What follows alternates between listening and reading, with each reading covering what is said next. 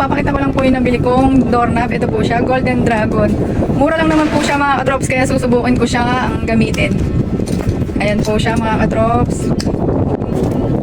Tapos ito po yung mga gamit niya dito mga katrops.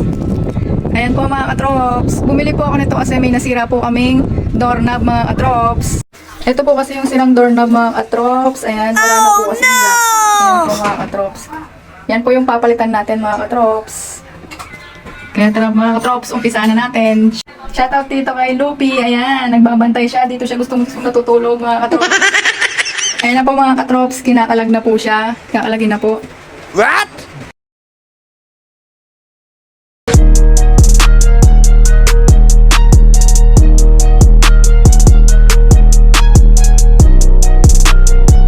Ayan na po mga katrops, malapit na siya makalag. Ayan na po, nakalag na. Wow! Ayan na po mga katrops, nakalag na lahat. Shout out po ulit kay Lupi na makulit. Ayan, kinukulit ko na gamit.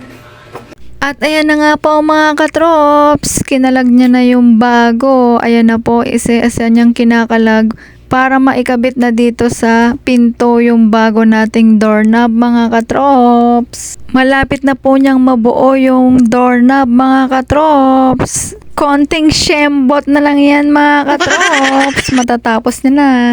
Ayan po mga katrops, tapos na yung ginagawa. Wow! Susubukan na po natin siya mga katrops. Ipadak natin. Tapos ayaw mabuksan, nakalak dito. Ayan po, ayaw mabuksan. Pero pag binuksan natin mga katrops, ayan. Ayan na po siya mga katrops. Ayan po mga katrops, okay na siya.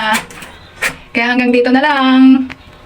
Salamat po sa panonood. Ingat po palagi. God bless. Bye-bye.